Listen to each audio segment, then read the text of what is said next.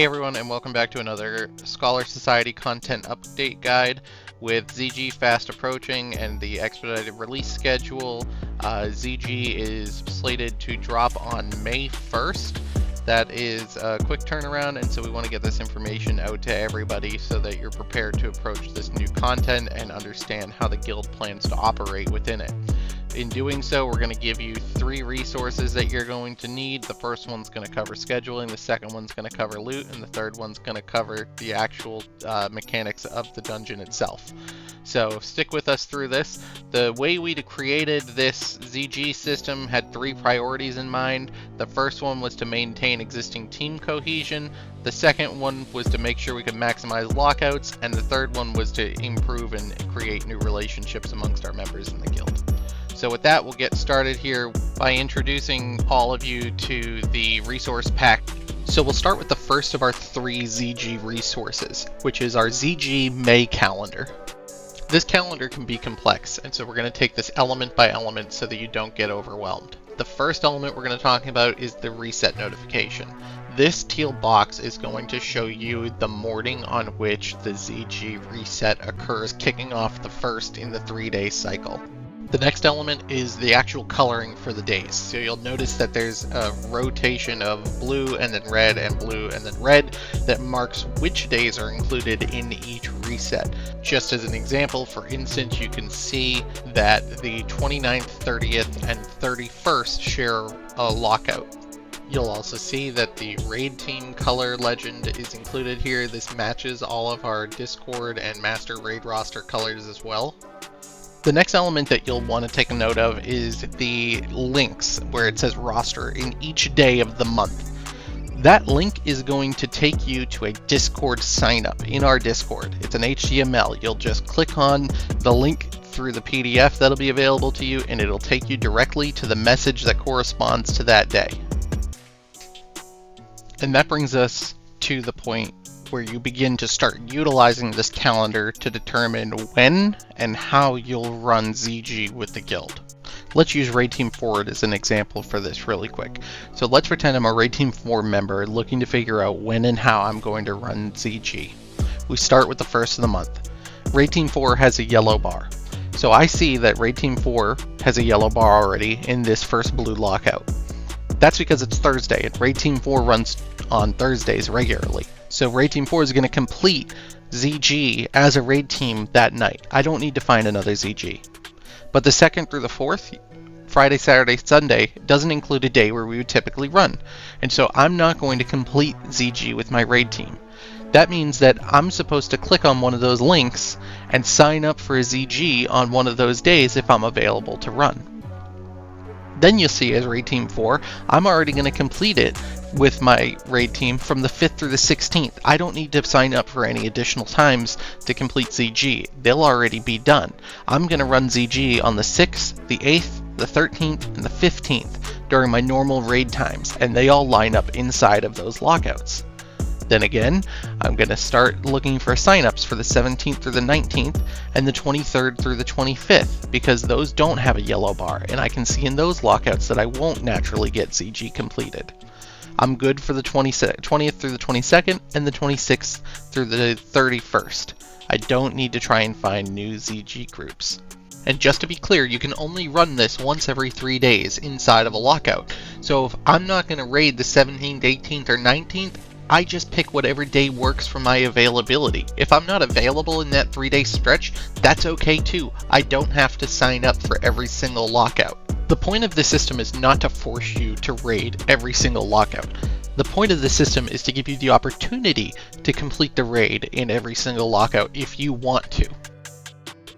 That represents all of the information that you need to sign up and participate in ZG runs to match your availability for the entire month of May. We'll create a June calendar. It'll be the exact same format and the same process. What may change?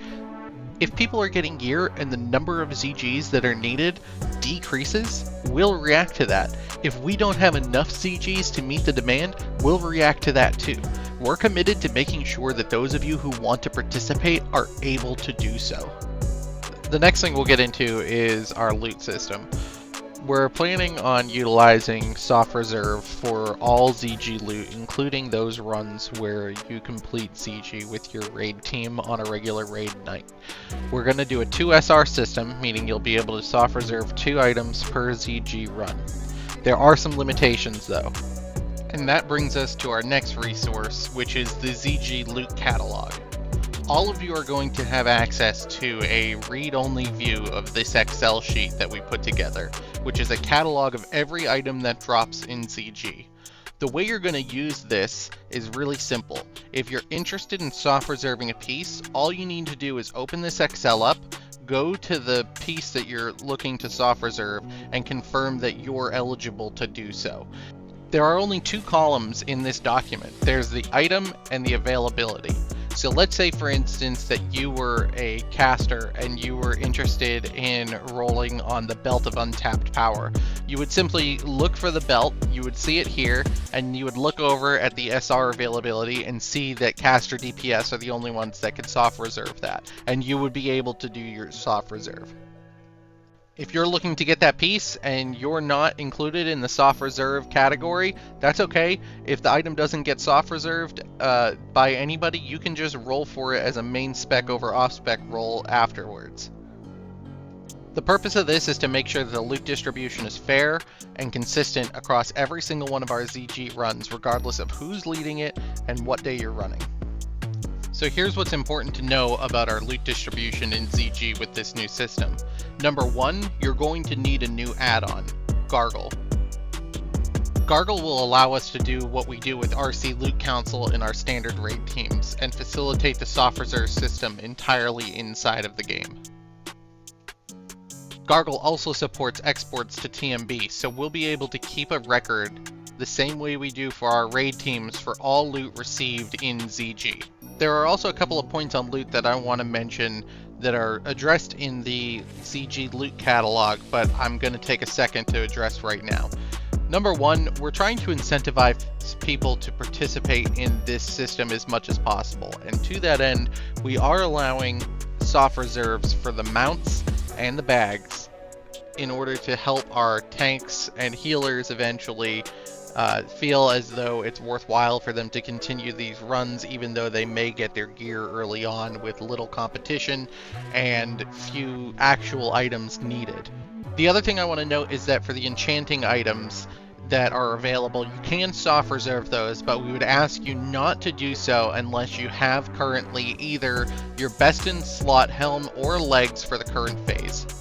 The last point I want to make is an exception to the SR availability. Because we expect that we'll need more tanks than may be available, if you're a melee DPS or a healer that's willing to run as a tank in a ZG run, but your main spec in a raid is different, in other words, if you're a DPS warrior willing to tank, or a holy pally willing to off tank, or a resto druid willing to tank as a bear, your main spec will maintain as whatever it is you typically run in the raid roster. So you'll be able to roll main spec and soft reserve based on your DPS as a warrior, your healing as a paladin, and your healing as a druid. That exception, however, does not apply to bench players. Bench players who are fulfilling an alternate role but are not on a static roster will be whatever they are in the ZG run as their main spec. The last resource, which I'm not going to include in the video, but we will be releasing it early this week, is another manual style guide similar to what we released with the Blackwing Lair manual. It'll give you a quick reference on boss fights, pathing, routes to take through trash in order to help all of our teams operate quickly and efficiently. The one thing I would ask from all of you, regardless of when that manual gets published, is to please take some time and learn these ZG fights. Knowing and not needing to have things explained are going to make it so much easier for our teams. But that's it for now. That's everything that you need to know to get on the ground in ZG the first week with your raid team or with one of our sign-up runs in order to tackle this content and start getting the gear. As always, if you have questions, please feel free to reach out. But otherwise, I'll see you all in ZG on May 1st.